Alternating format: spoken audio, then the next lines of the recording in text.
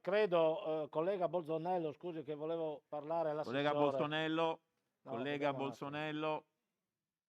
Volevo un attimo rivolgermi all'assessore se aveva la pazienza di ascoltarmi un momento, perché con l'emendamento 35.0.1 comprendiamo che si coglie alcune delle preoccupazioni, cioè che sostanzialmente si predefinisse delle quote sia degli Emirati che dei grandi eventi, ma anche al comma 2 addirittura dei finanziamenti della programmazione nazionale ed europea. Penso che per gli Interreg, ad esempio, se passava questo articolo, la priorità rispetto agli Interreg Carso, Collio, che sono grande parte di eventi, sarebbe stata della montagna, perché questo comma 2 diceva esattamente questo. Quindi ci sembra che no, si andava un po'.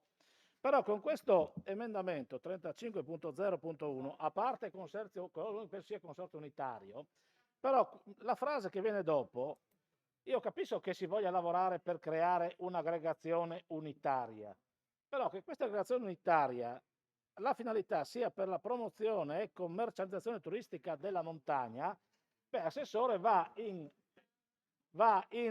contrapposizione, scusa, Prego, silenzio. va in evidente contrapposizione con le finalità di promoturismo, almeno che l'assessora Sergio, scusa un momento.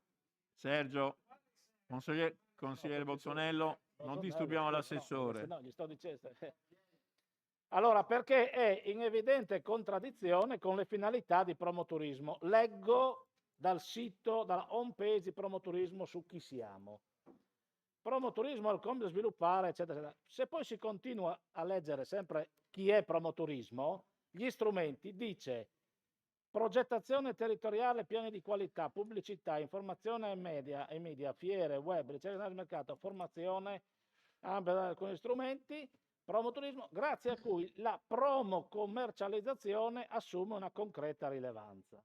E naturalmente questa è un'azione di promoturismo coordinata che interessa tutti i prodotti, che sono mare, montagna, collina e gastronomia e naturalmente montagna 365. Ora dovremmo definire che se viene avanti questo consorzio unitario, togliamo a promoturismo queste funzioni, perché chi le fa? Ma allora, se dobbiamo fare proprio questo, io porto dei dati, assessore. Allora, io ho fatto una richiesta formale accesso agli atti per conoscere la pianta organica di promoturismo.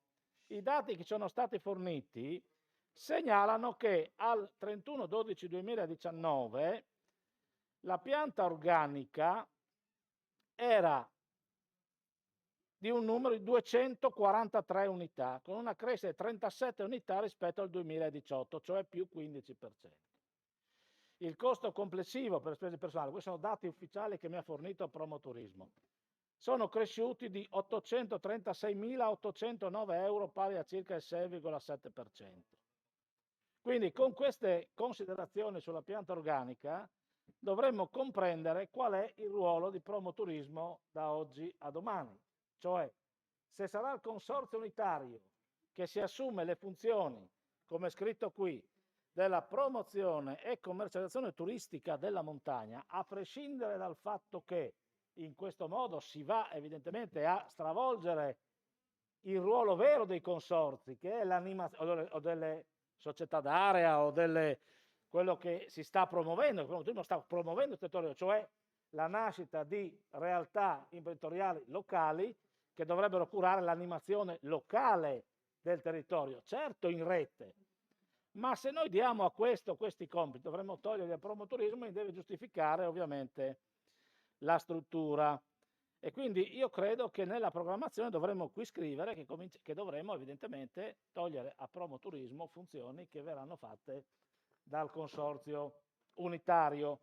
Consorzio unitario che ovviamente si candida in termini esclusivi perché sarà un unico soggetto che aggrega tutti, che potrà fare la domanda per ottenere le risorse che vengono stanziate. Quindi creiamo una nuova struttura che dovrà gestire per tutte le altre strutture. Allora vorrei capire appunto a questo punto qual è il coordinamento delle politiche turistiche in questa regione.